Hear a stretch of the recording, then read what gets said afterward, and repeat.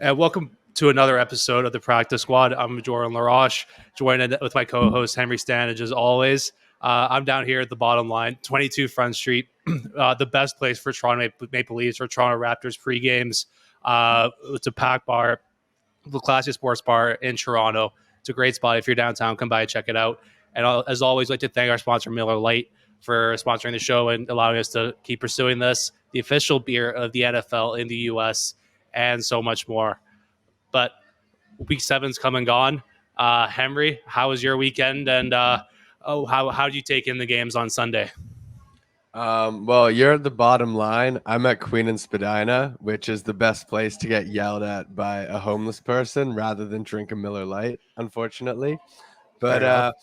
week 7 was another week where I just feel like I'm still figuring out a lot of these teams. And you see a team like the Giants who are now becoming reliable, where if it's a close game late, you always have faith that they're going to pull it out. But then you have a team like the Chargers, whose variability week to week seems pretty insane. So um, we've now seen most of these teams play 6, 7 games, and so far it's been a tricky NFL season for me, I guess, is my takeaway thus far. Yeah, I mean, like it's just kind of been a weird year, and I feel like this week was really kind of the epitome for some of these storylines. When you see the Buccaneers losing to Carolina, and then Green Bay losing. I can't remember who they played, but just two tough losses, and it's kind of the passing of the guard now, where maybe Tampa Bay and Tom Brady are kind of on the way out, and so is Aaron Rodgers, but you have some of these new younger clubs like the Giants and the Eagles, for that matter, who are really starting to assert themselves as Super Bowl contenders. Yeah, the whole NFC is terrible, apart from the Yeah, NFC East, which is the best division in the league. But other than the NFC East, it's just brutal over in the NFC. yeah. You mentioned the Chargers earlier. I mean, they again, like you said, very week to week. But Justin Herbert, he's really hasn't done much, and we all kind of expected him to lead this Chargers club and be one of the best quarterbacks in the league this year, but he hasn't done that. So I think they're going to have to do some reflecting over the next few weeks to see where they're really at. hmm And like there are reasons for that. Like he's got a rib injury, which like Yeah. I once had a rib injury. It took me like 2 months to actually feel back to normal. It's like one of those things you can just kind of feel when you're breathing for like ages. So I think it makes sense that we're seeing him check the ball down than we have more in other years, especially with all the receiver injuries they've had. Um, but yeah, and this was a pretty tough injury week in general, I thought, Yeah. especially for my team. But But we also had some exciting news. A couple of trades across the NFL. One came in literally the night the night after we recorded, and that was Christian McCaffrey being traded to the San Francisco 49ers. Um, and as a fantasy player, it's kind of up in the air what it'll do for his status. A lot of people think it'll go down. A lot of people think it will kind of stay even pat. But a bit of adjustment period for him trying to get into the 49ers offense. What do you kind of see from his game over the weekend? well, he looks very handsome in the jersey. He I'd say does. that was my first takeaway. He looks really good. I guess he went to Stanford and it's the same color scheme, so it makes sense. Right. Um, but I thought it was funny because I'd say Kyle Shanahan, he's got like an ego to him where it's very much like you can give me any 11 guys and I'll make it work. And I was just surprised to see them trade. I think it was 4 or 5 draft picks It was for, five, I believe. Yeah. for a running back who makes a lot of money, which we've all kind of collectively decided is the least valuable thing in the sport. Now, McCaffrey's skill set, he kind of has like a receiver skill set at running back. So I get it's not that black and white. Um, but just like the hubris of Kyle Shanahan, and then to go out and he spent third round picks on running backs the past 2 years. He's and he's cut one of them already, Trey Sermon. Yeah. And then to go out and use all those draft picks on McCaffrey, I'm just excited to see what he has in mind because you think about how Debo can do a lot of the things McCaffrey does. running the ball, screen passes, that kind of stuff. And then just those two on the field together, I do feel like the options are limitless. Yeah, you have those two, and then you also throw in Kyle Juszczyk and George Kittle. Juszczyk, they line up as slot receiver. The guy's a fullback, so they kind of throw him around. And George Kittle as well. They give him some runs out of the backfield and some screen passes as well. So that offense is really coming really hard to kind of game plan against because they can just do so much. But I feel like this is probably a good time to get into our tiers from the past weekend. Do you want to lead this one off, Henry? Sure. Game of the week was Thursday night. Saints Saints at Arizona, and this was a game that I looked at and went, there's no way I can make like a prediction on this game. Both these teams capable of losing to anyone, capable of beating anyone.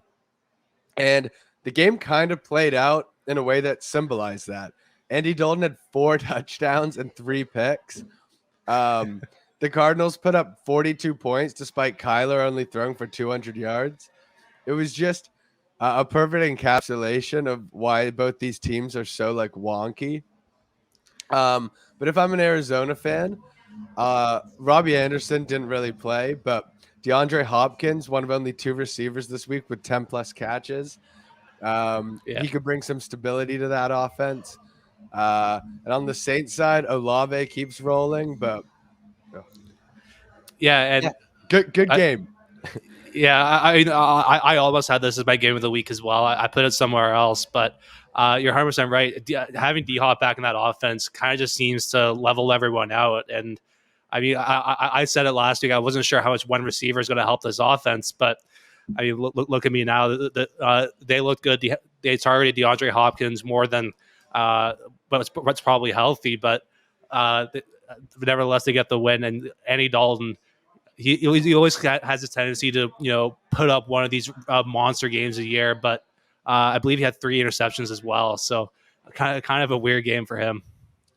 Yeah, and now you look at the NFC West, and the Cardinals aren't out of it. It looks like they've had like this season from hell. But you look at it, the Seahawks are winning that division.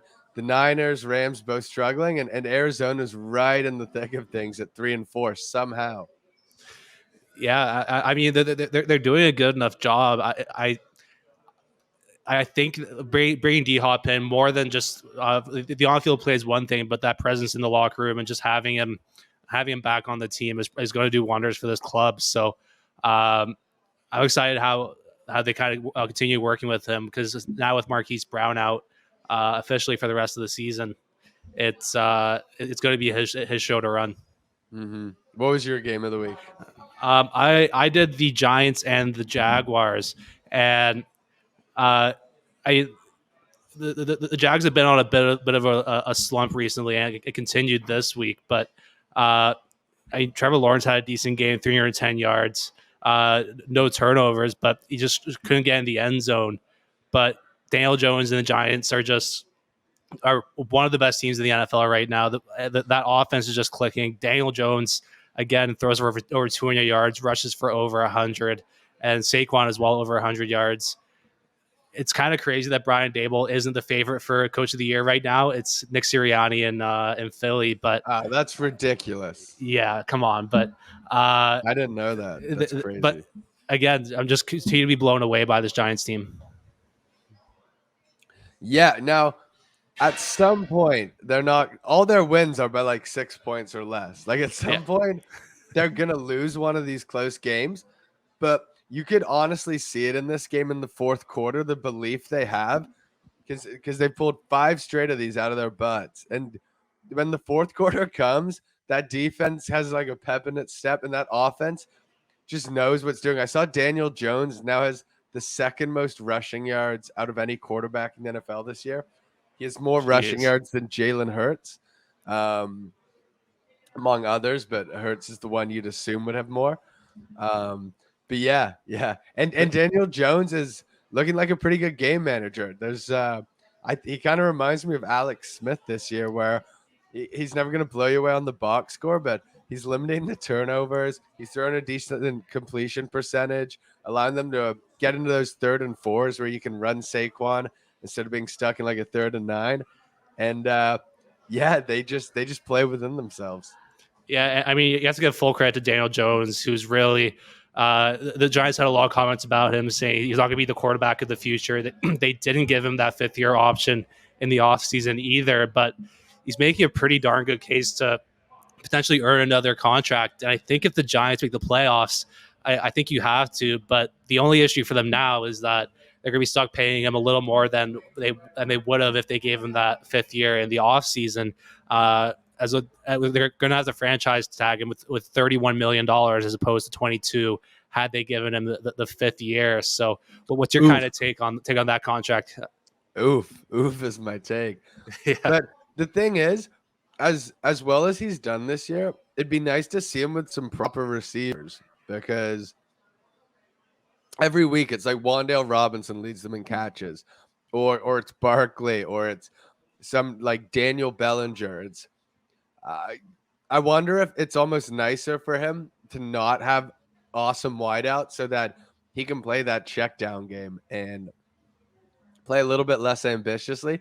But if Galladay had worked out, if Kadarius Toney could stay healthy for more than 1 week, it'd be really interesting to see how that offense would move with some more talent on the edges. Yeah, and it's probably a little less pressure on Daniel Jones because of that too. But how about we move on to I can't believe I'm watching it and enjoying it. Bears Patriots. Yeah, fair enough. Actually, that one came together pretty well, and I didn't expect Justin Fields to be able to do that against Belichick's defense. Yeah, and you also had the Patriot fans chanting for Zappy, getting him. Zappy throws 2 touchdowns almost immediately, and then the rest of the game kind of stunk. But as I think the neutral NFL fan, we kind of hate the Patriots more than any other team, I'd say. Yeah. Patriots and the Cowboys, I think we enjoy seeing lose the most. And seeing the Bears rip them up in the second half was great. And the Patriots have a QB controversy. The game was in Foxborough. And yeah, Justin Fields was pretty entertaining to watch. He made some good plays. Yeah, and I mean, just that Browns offense that's just kind of looks stagnant for a little bit. David Montgomery had a good game with about 80 yards. Justin Fields rushed for 80 yards as well, but and he's got about a third of his receptions in this past game. But it's a step in the right direction for the Browns. But for Mac Jones on the Patriots sideline getting benched after being given the start, it's a tough look, and maybe it's time for the Patriots to potentially move him. I think that might be a little fast, but I'm very interested to see what they do versus the Jets this week, because Belichick did say before the game you're going to see both Mac and Zappy tonight, because apparently Mac's ankle couldn't handle a full game. That's just really weird coaching. Like, just play Mac when he's healthy or keep it rolling with Zappy, who's done well. Doing both is weird because it divides the team almost. Yeah, and one of those guys can get out of a rhythm sitting there for 2 long drives realistically as well. But I feel like they have to go with Zappy right now. I mean, if it's not broken, I mean, don't fix it. And it kind of sucks for Mac Jones being a first round pick, but you have to go with the guy with the hot hand. And Bill Belichick, I don't think he's going to be nervous doing that at all. No, I predict he goes with Mac, but I wouldn't be surprised either way. All right, and I'm going to go switch over to mine. I did the Saints and the Cardinals for this one, actually, just solely because I didn't think D-Hop was going to have that big of an impact coming into this game. And the Saints, without Mike Thomas and James Winston, for that matter, I'm still kind of up in the air with Andy Dalton. But no, that first half, the Saints had a 14-6 lead with 3 minutes left in the first half, and they were down 28-14 at halftime. The pick six and a couple touchdowns really just flip that game on its head, and just picked up the pace for the rest of the game as well. So D-Hop, we talked about D-Hop earlier. and Andy Dalton with a 4 touchdown performance, but 3 interceptions on top of that. So it was a weird game, but at the end of the day, you had defensive touchdowns. You had drama in the game, so it was And a all good there. Thursday night game, which Yeah, that too. I'd given up on. It was the lowest viewed out of all the Thursday night games this week, but it was probably the most entertaining, except for maybe week 1. Right. Yeah, I already talked about that one, so I'll do my Shakespeare in Love game I was most likely to nap through, and I don't think it would be fair for me not to put Jets Broncos here, where you had 2 quarterbacks, Brett Ripien 24 for 46, no touchdowns, 1 pick. Zach Wilson 16 for 26, 120 yards. The best thing Wilson did all day was just avoid sacks. He didn't really do much positive other than that. And then once Breece Hall left the game, the Jets weren't really capable of doing anything explosive. They had 1 huge run from Breece Hall to get a touchdown, then a couple field goals, and that was it. And Broncos, they've been, the star of this category all year. They played the most boring games ever. And this Jets team that is learning how to win, now 4-0 on the road, isn't the type of team that's going to be able to lift the Broncos into playing an even reasonably watchable game. No, and I mean, you have to give credit to the Broncos defense in that game. The Jets offense has looked good, but to be able to lock them up as they did is pretty impressive. And Breece Hall, was it Breece Hall? Sorry, yeah, only 4 rushes, which Well, he tore his ACL in the second quarter. That's right. I forgot about that. But no, credit to the Broncos defense. I said that a couple of times this year, even in some of these close games against the Colts and some of the other games on Thursday night. That defense has been able to keep games close, and they were able to do that again. But you see, as the Broncos are traveling down to London, I think it was today or yesterday, Russell Wilson did 4 hours of high knees on in the aisle of the plane. Just a bit of psycho behavior there. What? I thought Ripien looked better than Russ has this year. Yeah. And they're obviously going to go back with Russ, but at the same time, I think you need to ignite something. You need to change something there just to ignite that team and just give it some kind of identity or heartbeat right now. And because it looks like Nathaniel Hackett's job is going to be on the line. I've seen a couple of reports saying that the feeling is that he's not going to finish the season there. Apparently, yeah, this is a must-win for him to keep his job. Yep. So we'll see how hard the team plays for him. Yeah, we'll have to see about that. And then, sorry, I lost my notes here. My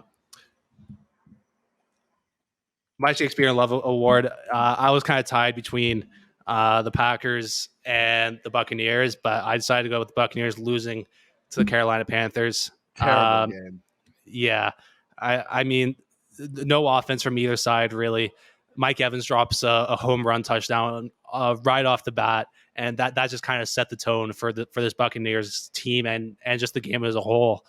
But looking at this Buccaneers team after this loss, are they just not good? Because we were told they have all these weapons with Mike Evans, Leonard Fournette. We're told they have a good defense. They haven't looked good, but it's just kind of a weird spot that they're in because the team hasn't changed that much since that Super Bowl win, but just can't seem to get it done on the field. So Mike Evans won the Plexico Burris Award for me because if he catches that, I think it was like the second play of the game. If he catches that game probably is way different. 100%. And it was a layup of a touchdown. Sorry, say it again. You cut out there. Oh, I had Mike Evans win the Plexico Burris Award for me because that catch was one of the first plays from scrimmage. If he catches that, the game probably looks way differently. But yeah, PJ Walker tearing up the Bucks. No McCaffrey, obviously. But DJ Moore had a touchdown. So, and by the way, the NFC's so bad that Carolina isn't even out of it yet. Like, out of kidding. their division. I guess that makes sense, but that's still just surprising to hear They're a because game out of being in the division lead. and they've been abysmal, just totally broken. So the fact that they're still in it, and just the way Tampa Bay looks right now, and some of these other teams, it's not the craziest thing to say. Yeah. Yeah, that Mike Evans drop would be the worst drop of the year so far. I don't know what was the leader before that, but I'll have my eyes open for if It anyone was can top. Christian Watson. It was like week 2 or week 1. Yes, week 1. Yep, good call. That was the worst drop. But Mike Evans has the belt now. Oh yeah. I think I had something else on this game. And Tom Brady. He looks older. He looks more stressed. He's just not moving the way he has in the past. So I think the writing's on the wall for him, but it's kind of a situation now where does he leave to save his marriage halfway through the year? Oh Just no, because you can't count them out. You can't count them out. They're it's still winning their division. They'd have a home playoff game if it started today. yeah, I know, but they're not going to win a Super Bowl. And it's a pretty grand gesture for. NFC's terrible. You're Obviously, not you wrong. take Philly over them, but they're probably still the second or third favorite to make it out the NFC. I'd still take them over the Vikings in an actual playoff game. Oh yeah, but yeah, food for thought. Food for thought. Who'd you have for Plexico? I had the Colts and the Titans, and it looks like the Matt Ryan era in Indianapolis is probably over. With the eighth highest cap hit, seventh or eighth highest cap hit in the league this year. Threw for 2 INTs, was intercepted. Sam Ellinger goes in for next week, and Nick Foles will be backing up. So Matt Ryan's not even in the lineup, and it looks like he's probably done for the season as well. Pretty harsh. They're 3-3-1. Apparently, it's not a coaching decision. The Colts coaching staff had a conversation with the owner after the loss Sunday, and he informed them that Matt Ryan would not be playing again. So, yeah, I don't know. I thought Matt Ryan had some pretty good games this year. Like, obviously, he wasn't great. I think he's like 4th in the league in passing yards. So, but they adjust this offense to him when it's really just not kind of meant to do that. You have Jonathan Taylor in that backfield, but I believe last week Matt Ryan threw the ball 60 times. So it's kind of this weird split, and it's sad to see, man. I still remember the choke against New England. That MVP season was remarkable, and just the collapse and fun we had with him in Atlanta after that. It's kind of sad to see that he's probably gone. Yeah, well, I'm interested to watch this kid play because I'd never heard his name before 2 days ago. So, Erlinger. Sorry, say that part again. Sorry. I'm interested to watch this kid they're starting play because I don't think I'd ever heard of him before like 3 days ago. Yeah, I've seen his name pop up a couple of times. I don't know too much about him. So apparently it's fast. That's a very different look for this offense. But no, hopefully he can get the job done. This Colts team can be fun to watch, and they can be a potential playoff ruiner or playoff contender. Mm-hmm. Okay, and last award is Sammy Paradise and Maroon, team that ruined the most parlays, teasers, straight up bets, and so I think a lot of people would have the Bucks for this, but after the Bucks lost to the Steelers last week, I was off of them. Who I wasn't quite off of was the Packers, who had a really small spread against the Commanders. It was like 4 points by the time 1 p.m. hit. Tease it down to 2.5. You feel pretty good. Washington won the third quarter 10-0, was able to control the game from there. Taylor Heineke, for some reason, the team always plays really well for him. He must have like an amazing like demeanor in the huddle because they're always pulling off shit like this when Heineke starts. But yeah, Packers have looked really bad 3 straight weeks. I think if they lose to the Bills this week, they'd have lost 4 straight games, first time in the Rodgers era. And I believe the I first think this losing game screwed record. over a lot of people. All right, now's the time of the show when we look ahead to next week, talk about each game quickly, talk about who we like on the spread, and generally just try to get a feel for the slate's action for week 8. So Thursday night game, pretty interesting one. Baltimore favored by 1.5 at Tampa Bay. I feel like the Ravens here. I mean, Tampa Bay is broken right now, and Baltimore just seems to be able to beat the average teams, like you say, if you said multiple times. So I'm riding with the Ravens here. Tampa Bay, I think, is just going to take another hit. Yeah, I can't realistically take Tampa in what is basically a pick 'em against a good team right now. Wouldn't feel great about it just because at some point I do expect them to right the ship. But I don't know if it's this week. I think this game's Yeah, in Germany, by the way. I believe it is. So I guess that's Tampa's not actually at home. So yeah, I guess with that said, I'd take Ravens -1.5. Yeah, I believe last week was the first time the over cleared in on Thursday Night Football. So I don't think this is a similar situation. Because I believe Baltimore had a bye. So potential over here. Is Maybe. Giselle German? I think she's Swedish. Okay, so this isn't I, a revenge game. yeah, I think we're good there. Okay, Yeah, Broncos, Jags.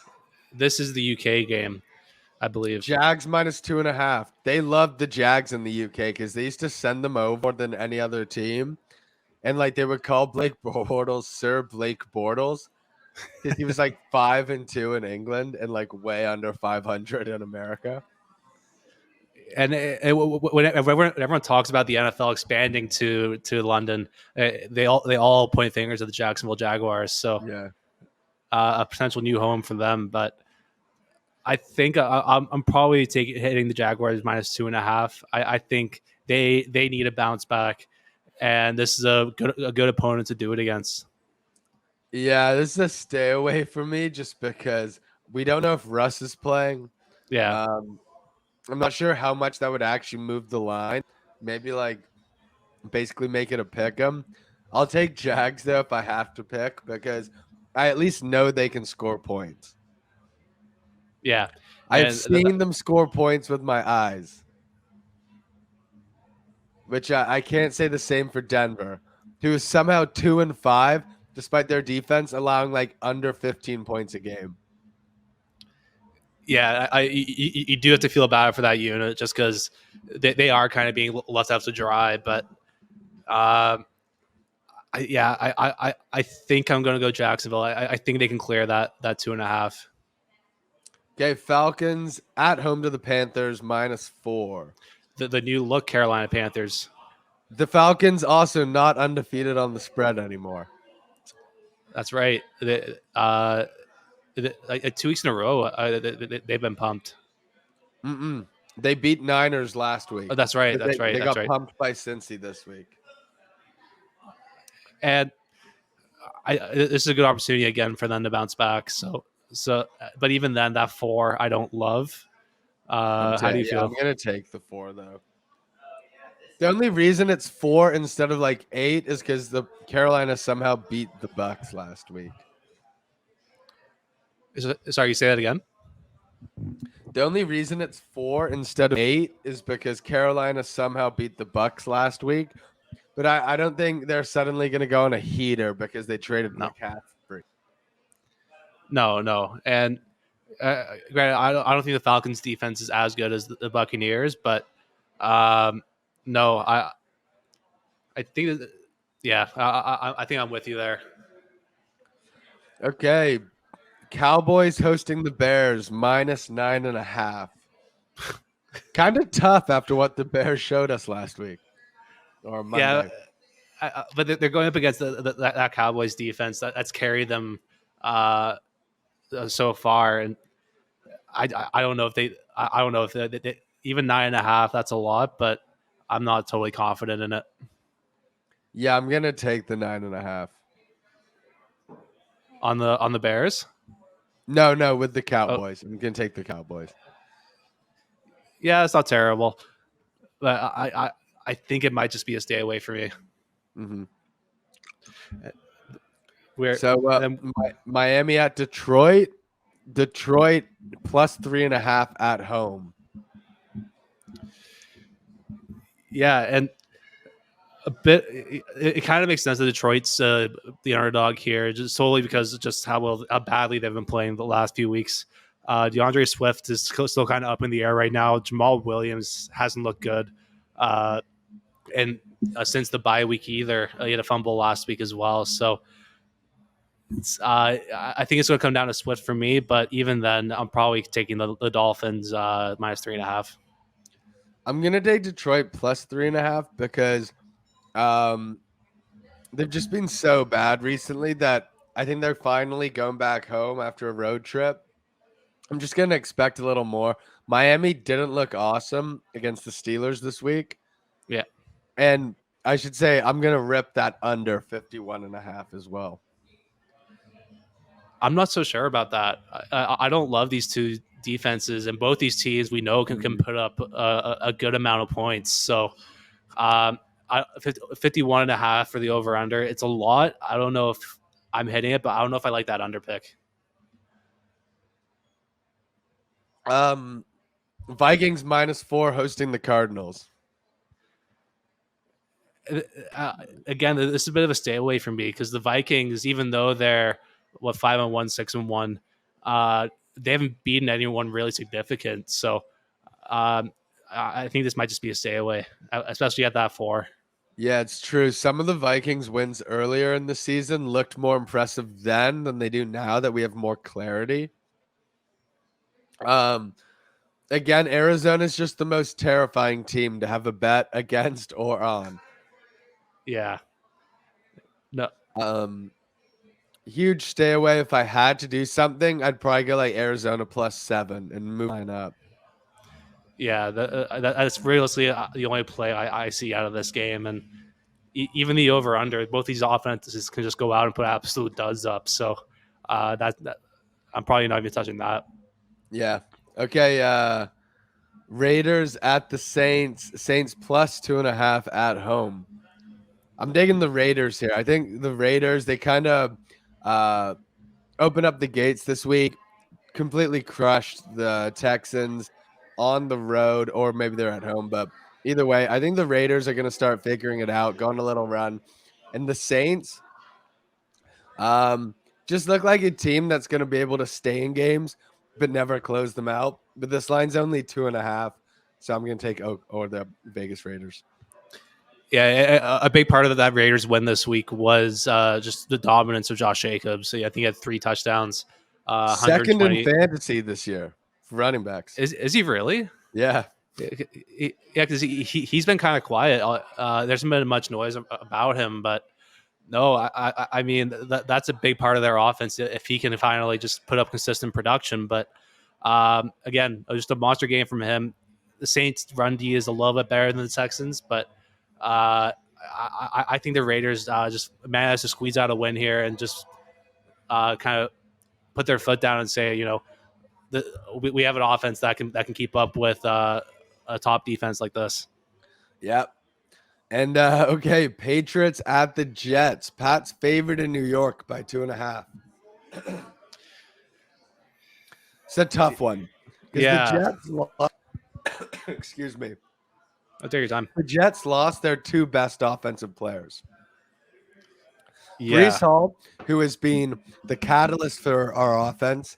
We run all the play action off defenses being terrified of Brees and his ability to hit a home run every play. And then we lost Elijah Vera Tucker, our best offensive lineman. He's played left tackle, right tackle, both guard positions this year. First player since like 1902 to do that or something ridiculous. So yeah. The Jets are in trouble. But we just saw the Patriots get killed by the Bears. So good luck predicting this game. Zach Oh Wilson God. also in 2 games against the Patriots last year had like 3 combined fantasy points. So what you're saying is this is an absolute crapshoot. Yeah. I take And the Patriots though. I think the Jets are screwed now. It sucks. yeah, those are monumental losses for the Jets. And We did get James Robinson though, who I've always thought is good. Yeah, I like that pickup, but it's New England. I think the game's in New York, but regardless, I think Belichick's going to game plan for this pretty well. So I want to go with the Patriots with you. Sorry. I know, and the Jets could have won this game 6-2. Now you just got to go 4-5 the rest of the way to make the playoffs. But I think it's probably over for us now. Probably, yeah. It's sad to see because they did have a really fun to watch little run there, and all those rookies just it's fun when the rookies are making big plays and are the highlights of these teams. Sauce Gardner is like maybe the best corner in the league already. I can't believe how good he is. He's so good. Okay, that's enough Sauce talk. Okay, Eagles minus 10.5 at home to the Steelers. Eagles coming off a bye, 10 points. Well, 10.5. Give me the Eagles. I think so too. Mike Tomlin said he's not going to change anything with the Steelers offense, even though it's looked abysmal with Kenny Pickett. And so I think that continues. I kind of like though. He's got a nice swagger to him. Who, sorry? Pickett's got like a cool swagger to him though. Yeah, and he throws to Pickens, which ideally he should be doing. And it's cool that he doesn't have that arrogance. He's just kind of that cool guy that he's just a super likable person to have around. So I just wish he could be doing a little more on the field. Yeah. But yeah, Steelers with that one for both of us. Yeah. You mean Eagles? Sorry, Eagles. Jesus. Texans plus 2.5 at home to the Titans. So, okay, this is the first one where they're begging you to take the Titans. Oh, I just got logged out. But yeah, I mean, you're 100% right. And they even look good this past week. So why is this line only 2.5? Why wouldn't they make it 3? Why do they want us to take Tennessee? Why do they think Houston's going to screw the public? I don't even know because they didn't look that good last week. Nope. That one's a little puzzling. There's another one that's puzzling later on, but no, I don't get that. A potential under for me though at 40.5. Yeah. That's a weird one. I guess I'll take the Titans minus 2.5, but that's sketchy. Yeah. Anyway. Okay. Washington and Indianapolis. The Colts are a favorite at -3. So this is a stay away because who knows, maybe this young quarterback they're playing is like the worst player ever. It's not like he's like a high draft pick. Apparently he scrambles really well, but I don't know if I can take them as a 3-point favorite. Yeah, and again, I think it'll probably be Heineke again, which I want to put money on the Commanders for, but I do think it's a stay away. I think the Colts are a better all around team and could give Washington some issues on offense, but yeah, it could be just a stay away in general. Oh, funny. The next 3 games we have, so Niners, Rams, Giants, Seahawks, Packers, Bills. Which of those 3 games do you think is the one with 2 teams with winning records? I mean, if you ask me any other season, I'm saying the 49ers, Rams, or Packers, Bills, but it is the Giants and the Seahawks, which if you told me this during the summer, I'd I call you insane, but Yeah. here we are. Yep. Okay, well, Niners Rams essentially a pick 'em in LA. Now the Niners own the Rams. They always beat them. So that's why they're favored 1.5 in LA. And you know what? I think I'm gonna have to ride with the Niners. Yeah, the Rams just have not looked good this year, and I like the 49ers with Jimmy. They've looked good, and I think you can expect a bigger role from McCaffrey in the offense this week. Yeah. Niners have lost 2 straight. Rams come off of a bye. So McVay off a bye is dangerous. I don't feel great about this one, but I think I just like the way the Niners make more sense to me as like an actual team on the field than the Rams do right now. Yeah, no, just the more complete team, the team that's playing better right now. So I'm with you on the 49ers. Giants Seahawks. So every Giants line is within 3 points, eh? Like Yeah, they're either favored by 3 or they're underdogs by 3, which makes sense because all their games are super close. Seahawks by 3 in Seattle, and I'm ripping Seattle. Seattle, we know that home crowd's sick. We know Gino's able to move the ball. They've got the wideouts. I think the Giants finally get pumped this week. But I've also said that for 5 weeks straight. But this is the week. I don't know about that. I mean, obviously, with the Giants being the underdog, Vegas is just kind of counting on this magic run to kind of end for them. But going up against a Seahawks team who is in a very similar situation to them, and the Giants have beaten better teams than I think what the Seahawks are. So I think they're going to keep chugging along here. Brian Daboll is going to get this group fired up, and Daniel Jones is going to run the ball down their throat. Hey, Seahawks weapons are legit, though. They Kenneth are. Walker looks amazing. They got DK and Lockett. I don't know. Okay. Well, I'm glad we disagreed on that one because it's a fun one. Packers, Bills. Bills minus 11 at home. Yeah. I'm doing it. I'm taking No, there's zero chance the Packers come into Buffalo after Aaron Rodgers' comments over the last few weeks and even play a competitive game with the Bills. You saw him on the field, kind of yelling at Matt LaFleur, like, what the hell are we doing? And kind of in the press conferences as well. He's a pretty smart guy, so he's not just going to come straight out and say, we suck. But through some of the language that I've kind of heard him use over the last few weeks, it's kind of like almost a cry for help. I was thinking maybe the Jets trade for Rodgers this offseason. Because we have a good team. We just don't have the quarterback.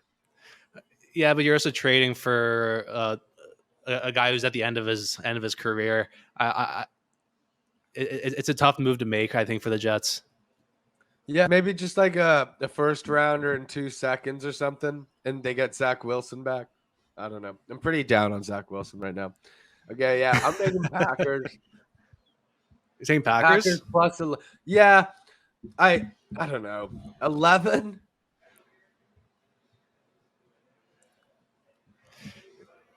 Yeah, I think I'm gonna go with the Bills here. Like I said, I just don't think the Packers can be competitive here at all. So you're convincing me, but like watch the Packers be down 14-0 in the first quarter, and I'll feel like an idiot.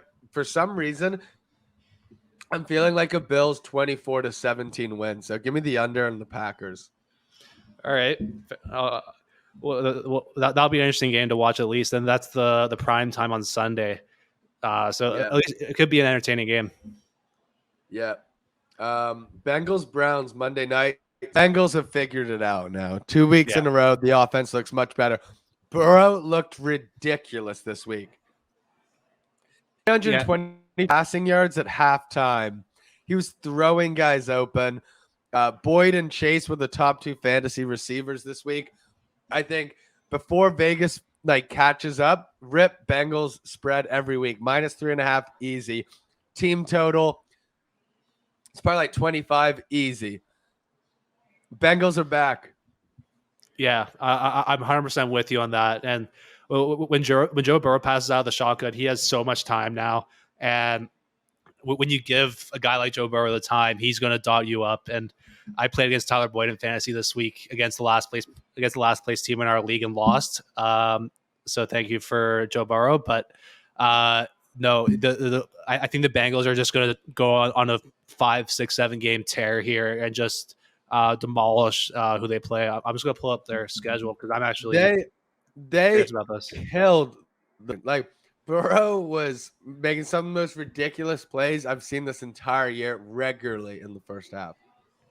Yeah, and I mean, you look at the schedule. They have the opportunity here to just almost win out because I mean, you got the Browns this week, the Panthers, Steelers, Titans, Chiefs, Browns, Bucks, Patriots, and then they end with the Bills and the Ravens. But until those 2 games, they have a good chance to win all of those.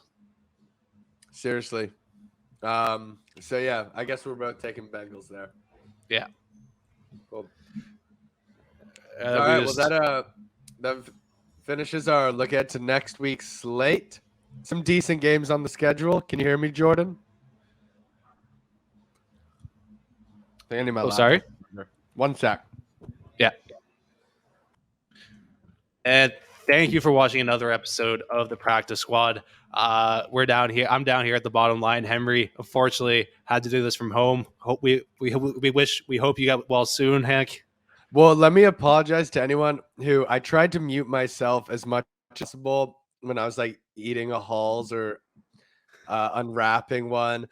But my apologies if I messed up and forgot to mute at any point and there's like a weird crinkling sound or you can hear me sucking on a Halls. Just apologies for any ASMR that may have crept through. All good. We want to thank our sponsors, The Bottom Line, 22 Front Street West. If you're downtown, come by and check them out. If you're going to a Leafs game or a Raptors game, this is the spot to be. And our friends at Miller Lite as well. The official beer of the NFL in the U.S. and so much more. We can't do what we're able to do without them. And we're getting ready for Week 9. Hopefully, we don't get as many blowouts as we did this week. But as always, thank you for watching, and we'll see you next week.